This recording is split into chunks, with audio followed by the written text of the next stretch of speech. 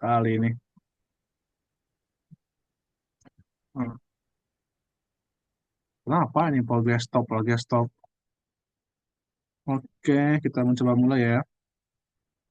Terima kasih ya, Bu PJ, Mas Alfa. Mana share screen ini? Nih, baik. Thank you very much.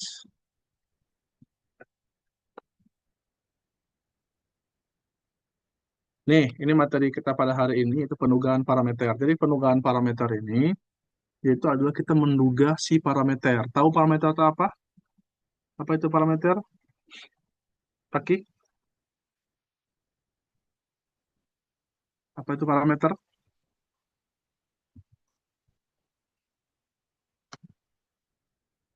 Halo, Taki?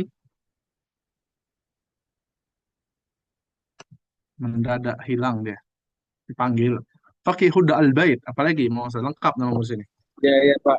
Apa Ya, itu parameter? ukuran atau batas Pak. Hah? Ukuran Apa? atau batas yang digunakan untuk menilai sesuatu.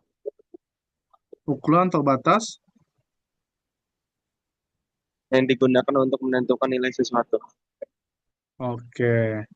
Kalau Bu PJ gimana? Mbak Zalpa? Atau Mbak Hanif? Atau Mbak Zahra? Apa menurut parameter? Suatu nilai untuk mengontrol suatu sistem, Pak. Hmm, keren-keren. Ada di PPT saya, PPT pertama, ya. PPT pertama itu kalau nggak salah di 5 terakhir lah, kalau nggak salah ya. Misalnya ada parameter, ada statistik. Parameter itu adalah suatu nilai, ya, yang menggambarkan karakteristik populasi. Kalau statistik itu adalah nilai yang menggambarkan eh, karakteristik dari sampel. Nih, kalau misalkan rata-rata populasi, itu parameternya apa? Apa parameternya? Mbak Naura Geza Aureli?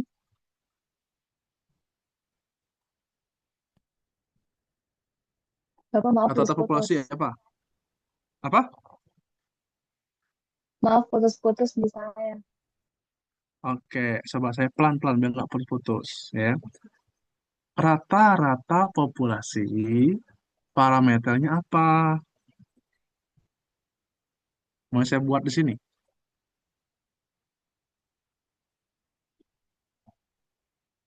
Apa Mbak Naura?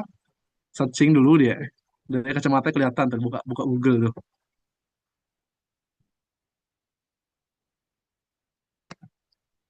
Mio Pak. Oke, yang ditanya Naura yang jawab Miftah. Oke. Baik, Mio nggak apa-apa lah. Terima kasih tuh. Terima kasih Naura tuh pada Miftah. Benar ya, Mio. Jadi kalau misalkan rata-rata populasi itu parameternya Mu. Ya, kalau populasi dinamakan dengan parameter, kalau data sampel dinamakan dengan statistik. Ya, itu adalah suatu simbol atau angka yang menggambarkan karakteristik dari populasi itu dengan parameter. Rata-rata kalau dalam populasi itu Pak menggunakan mu, kalau dalam sampel menggunakan X bar, paham ya? Misal, berapa rata-rata tinggi badan ya pada biologi 24A kan kelas A kan atau B? A kan ya? Atau B? B, Pak. B Pak. Oke. Misalkan nih, berapa rata-rata tinggi badan dari biologi 24B? Kalau udah ngomong seperti itu, artinya kan semua kan ya? Rata tadi yang dikatakan saya adalah biologi 24B. Artinya semuanya. Misalkan rata-ratanya 165 atau antara laki-laki dan perempuan. Itu pakai mu. Tetapi kalau dikatakan berapa rata-rata dari 20 mahasiswa kelas 20 kelas biologi 24B. Ada 20 mahasiswa di sana. Kita nggak tahu 20 mahasiswa itu para apa namanya rata-rata sampel atau populasi. Maka itu dikatakan sama sampel ya. Kalau dia disebut semua, seluruh atau sekelas misalkan nih se-UNJ, berarti itu populasi. Sefakultas, seangkatan, itu populasi. Tapi kalau disebutkan jumlahnya, ya, tanpa ada kata-kata populasi setelahnya, berarti itu adalah sampel. Nanti kalau misalnya ada soal UTS, ya, saya buat tuh. Diketahui data populasi berikut adalah berikut bla bla bla bla bla. Berapa rata-ratanya? Kalau kalian menggunakan X bar, walaupun rumusnya benar, saya minus, kasih minus. Saya nggak tahu minus berapa. Kita minus 2 misal, atau 20 misalnya ya. Atau misalkan minus 55 misalkan ya. Udah saya jelasin tuh. Kalau datanya populasi menggunakan mu, kalau dia sampel menggunakan X bar. Dalam varian juga, kalau varian dalam rata-rata, varian atau eh, apa ya, varian atau apa simpang ragam, varian atau ragam itu kalau dia populasi menggunakan sigma kuadrat, kalau dia sampel menggunakan S kuadrat. Biar kayak nggak bingung, saya buka lagi nih demi kalian nih. Di pertemuan dua nih.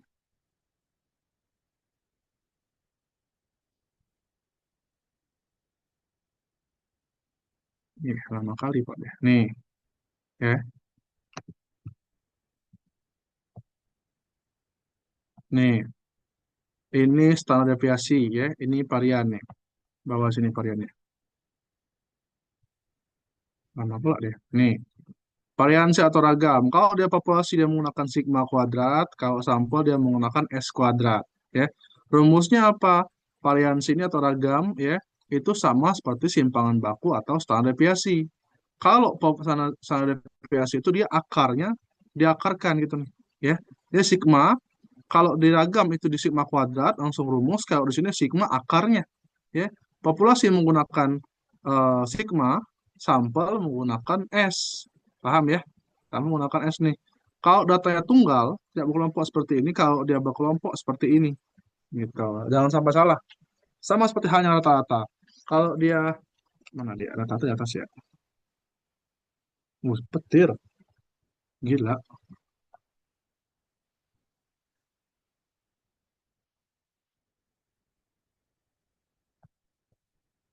Mana dia? Nih, kalau dia rata-rata, dia populasi menggunakan mu, dia sampel menggunakan X bar, ya. Kalau misalnya kalian benar nih, rumusnya kan sama nih. Sigma XI per N. Ini Sigma XI per N. Tapi kalian salah menggunakan apa nama mu atau X barnya. Saya kasih minus nanti. Ya, jangan sampai salah. Oke, kita kembali ke PPT. Nah, jadi kita menduga eh, parameter berdasarkan data aslinya. Nih,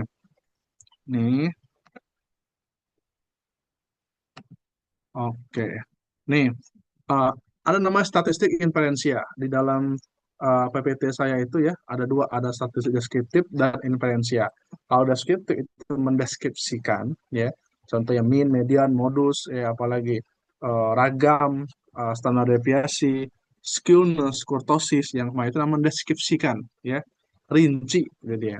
Kalau inferensia itu ada juga di PPT saya, PPT pertama itu ya. Yang pertama itu saya lupa di halaman di slide berapa, yaitu untuk menduga data populasi berdasarkan data sampel. Apa yang diduga?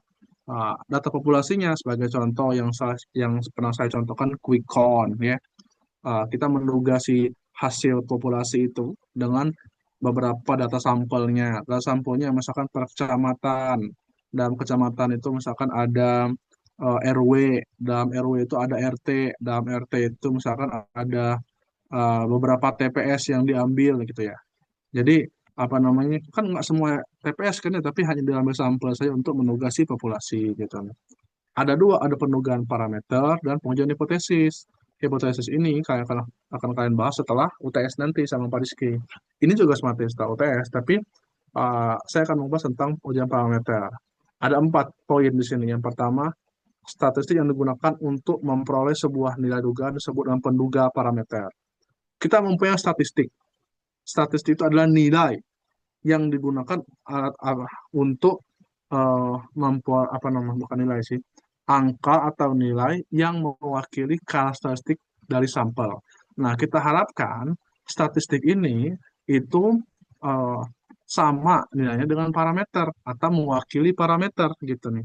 Sama seperti kalian, misalkan berat badan di biologi B itu 24B itu 1,65 ya, tinggi badannya, tinggi badan.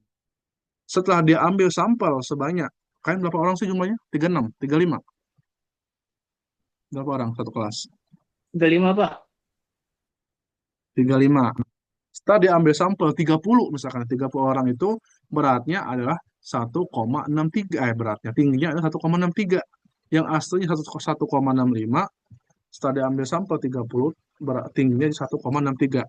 Yang diharapkan 30 sampel itu mendekati si populasi. Sebenarnya susah untuk mencari nilai yang benar-benar dekat, yang benar-benar sama dalam populasi.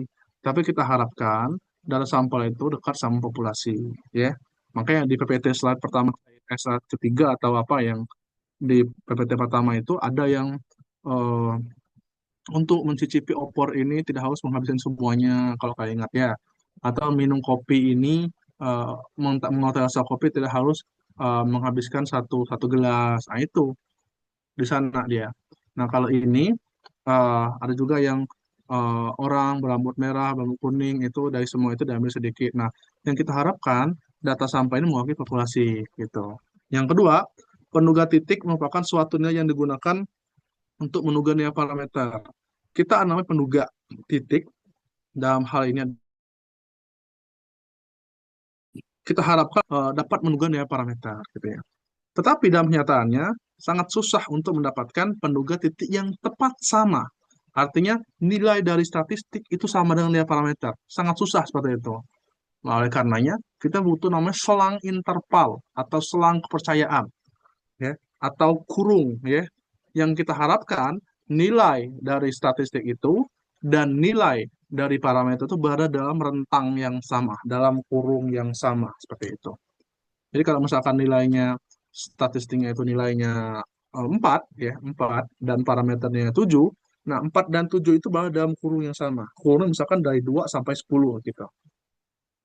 Mini yang paling kecilnya 2, yang paling kecil 10. Jadi 4 dan 7 itu ada di dalam 2 sampai 10 itu. Gitu kan, saya kasih contoh. Nih, misalkan nih, ya, ini adalah teta duga yang kita duga gitu. Anggaplah X bar. Di sini mu gitu ya. Atau di sini adalah eh, sigma, adugannya adalah S kuadrat ya kalau dalam varian. Ini adalah sigma kuadrat. Kalau dalam standar deviasi ini adalah S aja, ini adalah eh, apa nama sigma gitu. Nah, yang kita harapkan ya, nilai dari theta dan theta duga ini berada dalam interval ini dari sini sampai sini gitu. Nah, kalau misalnya kita kurangkan antara nilai theta asli sama theta duga itu dikurangkan, makanya terdapat namanya error atau galat atau margin of error ya, atau selisih ya, bursa. Nilai aslinya segini, misalkan di sini nilai aslinya 3. Terus kita estimasi 1, berarti 3 kurang 1 jadi dapatnya 2. Nah, selisih maksimum antara nilai penduga diperoleh dari sampel dengan nilai parameter populasi, yang juga disebut dengan maximum error of the estimate. Ya, ini yang saya bilang sang percaya tadi. Jadi dia theta duga plus minus error. Yang di sebelah kiri itu adalah theta duga dikurang error. Yang di sebelah kanan itu adalah theta duga ditambah error. Jadi ada dua interval nanti. Ini saya kasih contoh ya. Ini contoh selangnya nih. Yang sebelah kiri 2,75 ya. Yang sebelah kanan 3, tengah-tengah theta duga ya. Dengan alfa atau taraf kesalahan sebesar 5%. Nah, artinya kita percaya bahwa sebesar 95% interval dari 2,75 sampai 3 itu mengandung nilai parameter populasi atau yang sebenarnya. Saya ulangi, ya. Kita percaya bahwa sebesar 95% interval ini ya, 2,75 sampai 3 ini itu mengandung nilai theta yang asli ya, atau mengandung parameter populasi yang sebenarnya. Jadi kita kan punya data duga nih. Nah, kita percaya bahwasanya theta ini itu yang tanpa topi, tanpa duga itu berada di dalam 2,75 sampai 3. Sebesar apa kita percaya? Sebesar 90% atau dengan taraf kesalahan 5% gitu. Nih, dalam bab ini akan membahas 3 pokok bahasan, yaitu adalah nilai tengah, kata-kata, pendugaan proporsi, dan pendugaan ragam. Ya, ada ragam, nilai tengah, dan proporsi. Nih, Kalau di nilai tengah, ya, kalau dia datang satu populasi, rumusnya ada Z alpha per 2. Z alpha per 2 sigma per akar N. Ya. Selang kepercayaan ada X bar di sini. X bar yang di sebelah kiri dikurang Z alpha per 2 dikali sigma per N, sigma per akar N. Apa Z alpha per 2 ini? Z alpha per 2 itu adalah tabel Z, tabel distribusi normal. A ini taraf kesalahan alpha dibagi 2. Kalau kesalahannya 5%, berarti 0,05 dibagi 2, 0,25 gitu.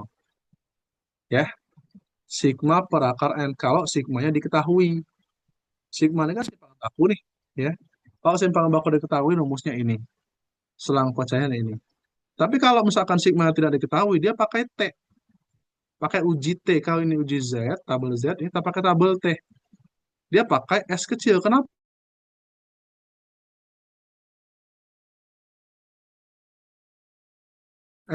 Ya sampai menggunakan S. Di sini sama. Z apa per 2 X bar plus minus T apa per 2 dikali S per akar N gitu.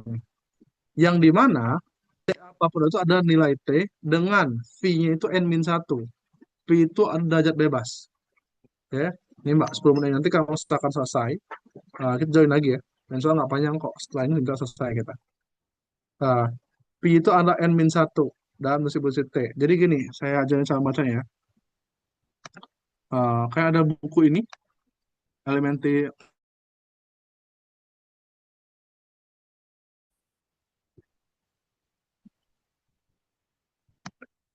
Nih, pokoknya buku Mario, Elementer Statistik, ada bukunya kalian? Tidak ada? Kalau di PPT saya, di PPT saya itu di PT 2 terakhir itu, ini bukunya yang digunakan tuh ini saya bilang kemarin. Nggak ada kan download ya. Nih, ini untuk tabel Z ya, di dalam buku itu di halaman 752, untuk tabel Z, Z ini untuk nilai negatif, dan ini untuk nilai positif tabel Z-nya. Nih ya. Nah, ini untuk uji T. Nah, kalau untuk tabel Z, misalkan alfa 0,025, cari di sini. 0,025 itu di mana? Di dalam ini. 0,025. Nih, 0,025 ya. Di sini ada titik nih. Ada titik nih. Kalau ada titik berarti depan ada 0 dong. 0,025. Pak, kenapa 0,025? Karena Z alfa per 2. Ya. Z alfanya 0,05 atau 5%. 5% dibagi 2 itu sama dengan 2,5%. 2,5% sama dengan 0,025. Nah, 0,025 itu ini. Ini kan titik ini, berarti depan ada 0,025. Baru kita tarik deh. Tarik dari sini dulu. Set ke sini. Oh, 1,9. Minus 1,9. Lalu tarik ke atas. 6. Berarti minus 1,96 gitu. Z apa kedua. Tapi kalau pakai T yang bawah ini, berapa alfanya? 0,025.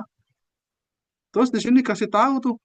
Dikasih tahu bahwasanya di sini itu untuk itu mencari Pi. Pi itu ada derajat bebas dalam bahasa Indonesia. Dalam bahasa Inggris disebut dengan degree of freedom. Nilai Pi itu N-1. Berapa datanya? N itu misalnya data 10, berarti 9 dia. Ini kalau kita baca di sini, kalau datanya 10, berarti yang 9, yang ini nih. Nih, ke sini. 2,262 gitu. Ya. Nih, tapi kalau ada populasinya ada 2, ada sigma 1 kuadrat dan sigma 2 kuadrat. Sama seperti yang ini. Bedanya kalau ini satu populasi, sigma per akar N, ini 2 populasi. Sigma kuadrat per akar dari sigma kuadrat, sigma 1 kuadrat per N. Pak, kenapa ini enggak akar, di sini akar? Ini kan sigma kuadrat ya. Ini kan akar. Kalau sigma kuadrat kita tarik akar, kan menjadi sigma aja kan ya. Akar N tetap ngikut gitu. Nah, oleh karena ada 2 populasi, sebelah kiri sebelah kanan, makanya ada N1 dan N2 gitu. Yang sebelah sini juga sama. Ada X1 min X2, terus ini sama belakangnya. Ya, sama seperti ini. Nah, itu. Tapi kalau sigmanya sama, sigma 1 kuadrat sama sigma 2 kuadrat sama dengan, dan nilai yang tidak diketahui dia menggunakan T dan SP gitu. Apa SP Pak? Ini di sebelah sini. Ini SP. T apa per 2? SP adalah nilai dugaan gabungan bagi simpang baku populasi.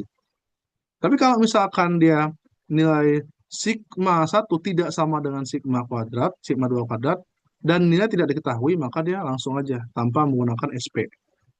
Gitu. Kita contoh soal biar enak. Belum nih. Sebelum contoh soal ya, di sini ada kata-kata nih. Kita ada data nih. Terus kita mulai datanya. Pertanyaannya, apakah sigma diketahui?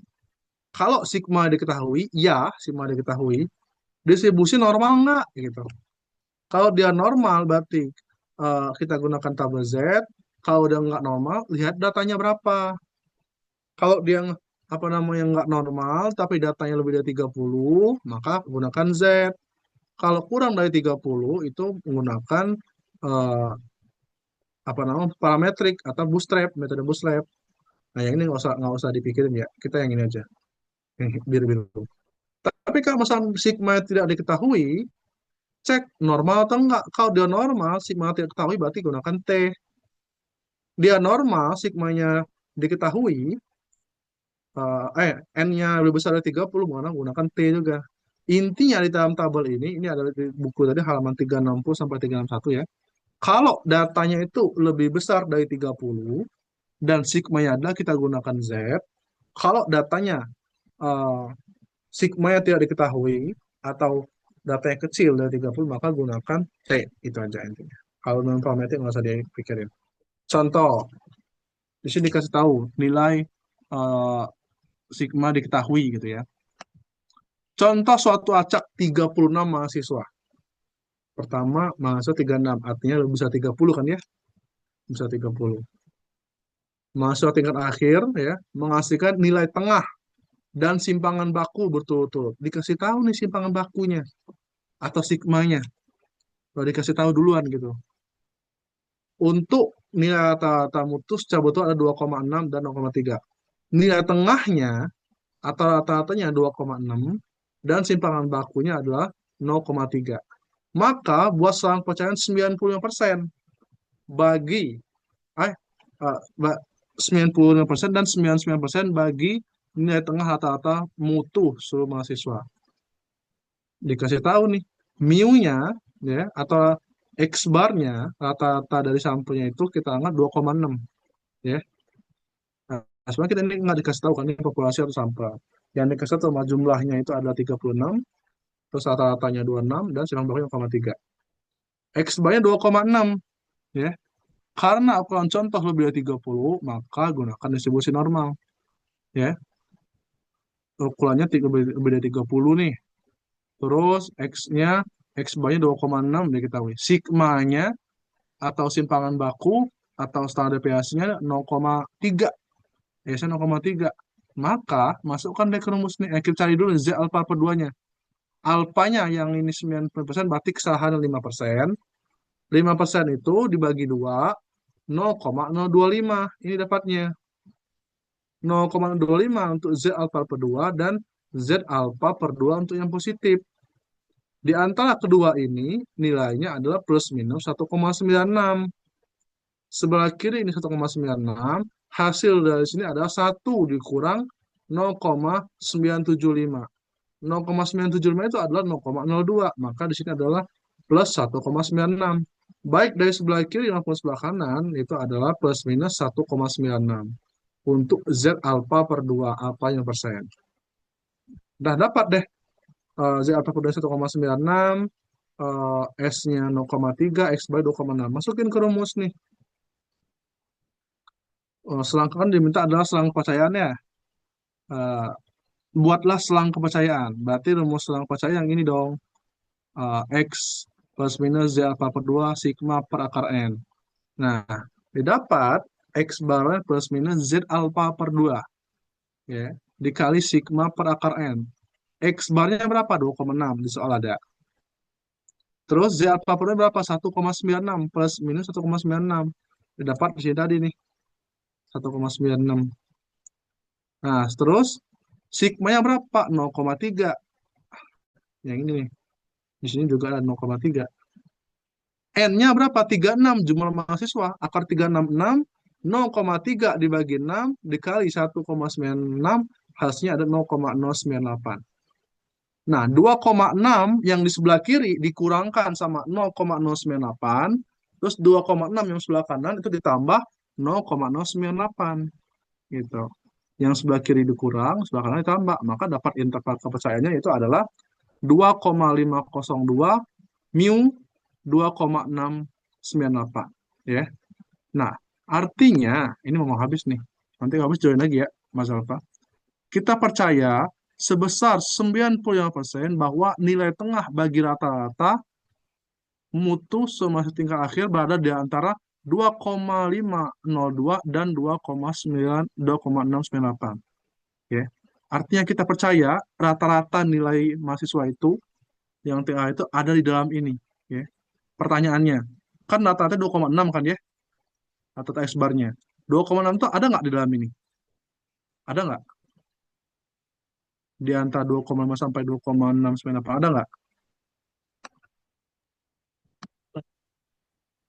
Diem semua tanya. Hei, saya tanya Ada, ini, Pak. mati nanti ini. Ada ya?